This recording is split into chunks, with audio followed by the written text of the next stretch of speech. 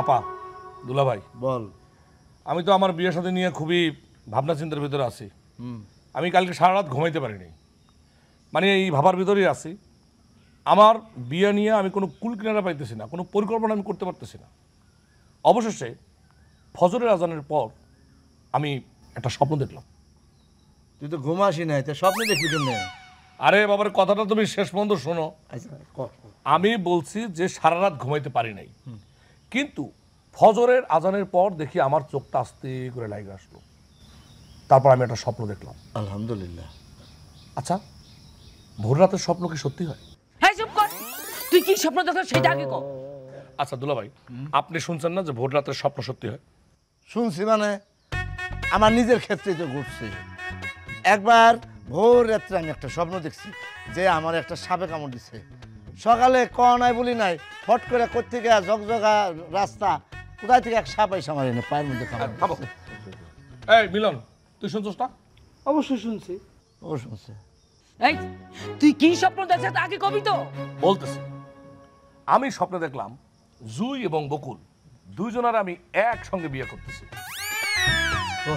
হ্যাঁ, এবং আমি দেখলাম একটা কমিউনিটি সেন্টার।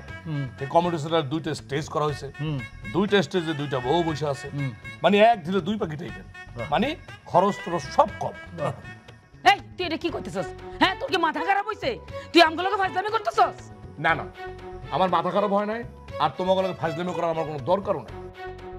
আমি তো বলতেছি আমি জুই এবং বকুল কাউরি অপছন্দ করতে পারতেছি না, সেই কারণে আমি দুজনকে বিয়ে করতেছি। কি মানুষ এক বিয়া করে হিমশিম খায়, আর তুই দুই বউ রাখবি? কথা সত্য, আমি সাক্ষী। আরে তুমি চুপ করো। আমি তো ভাবছিলাম এতদিন বিদেশ থেকে তোর মাথায় বুদ্ধি শুদ্ধি হইছে, তুই তো আগের থেকে বেশি হামক হয়ে আইছস। আরে আপা, জিনিসটা বুঝতে চেষ্টা করো।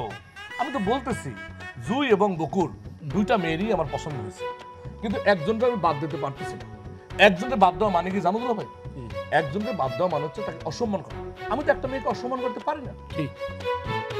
আবার যদি আরেকজনের বিয়ে করি তাহলে মনে হবে কি জানো, আগেরটা মনে ভালো ছিল।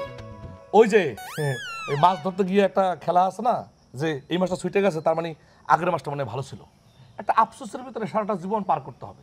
এই জন্য আমি সিদ্ধান্ত নিয়েছি কোনো আফসোসের দরকার নাই, আমি একই দিনে দুই মেয়েরে একসঙ্গে বিবাহ করব। এটা কি করে সম্ভব? আরে সম্ভব, আমি বুঝাই বলতেছি। এই যে আমার দাদা, সেও তো দুটো বিয়ে করছে, করে নাই? আমার দাদা 4 বিয়া। আরে আমার দাদার প্রসঙ্গ করতেছি এখানে, আপনার দাদার কথা আছে। যাই হোক, আমি যে দেশে ছিলাম ওই দেশেও কিন্তু মানুষ 3-4টা বিয়ে করে। হ্যাঁ, এটা নর্মাল। সেখানে আমি তো মাত্র 2টা বিয়ের মধ্যে সীমাবদ্ধ আছে। এই চুপ কর। চুপ কর। মানুষ বিয়া করে, কিন্তু কোন একটা পরিস্থিতিতে পয়রা করে। তোর মতো আগে থেকে প্ল্যানিং করে না, পরিকল্পনা করে না। মানুষ মরলে করে, মানে ডিভোর্স হইলে করে। এইটা কি ধরনের কথা বললাম? এত নির্দয়ের মতো কথা তুমি বলতে পারো না। একটা মেয়ের তো আমি মৃত্যু কামনা করতে পারি না, কখনই না। হ্যাঁ, এর চেয়ে তো বড় কথা হইলো, আমি যদি ধরি যে মেয়েটা মরে যাবে, তাহলে আমি বিয়ে আগে করলে সমস্যাটা কি? আমি তো সেটা বুঝলাম না। ভাই, আপনি কি একই মঞ্চে দুজনকে বিয়ে করতে চান? অসুবিধা কি? আমি তো অসুবিধা কিছু দেখতেছি না। না, কোনো অসুবিধা নাই, তবে মেয়ে পক্ষে তো রাজি হওয়া লাগবে। আরে আমি কি তোমার রাজি করতে কইছি? রাজি তো আমি করাবো, তুমি এত চিন্তা করতেছো না। যা, তুই তাই রাজি করা। তোর মাথায় আসলে সমস্যা আছে, তোর মাথায় পুরোপুরি সমস্যা হয়ে গেছে। তুই নিজে যাই রাজি করাইয়া দুইটা লাঠি বাড়ি খাইয়া তারপরে মাথাটা ঠিক করে আয়। তুমি দাঁড়ায় রইছো কেন? চলো চলো।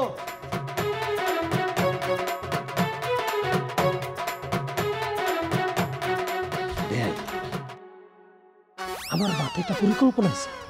কি পরিকল্পনা? ধরেন আপনি যদি একই মঞ্চে দুইটা বিয়ে করেন, তাহলে যেটা হবে কি, যে কাজী সাহেব ওই আপনারে রাইখা দুইটা মেয়ের জীবন বৃত্তান্ত বললো, আর আপনি বললো বলেন কবুল, আপনি বলেন বিসমিল্লাহ কবুল, মানে এক কবুলে 2 বিয়া। এটা কিন্তু আজ পর্যন্ত পৃথিবীর কোথাও হয় না, এবং এটা যদি হয় এটা কিন্তু একটা বিশ্ব রেকর্ড হবে।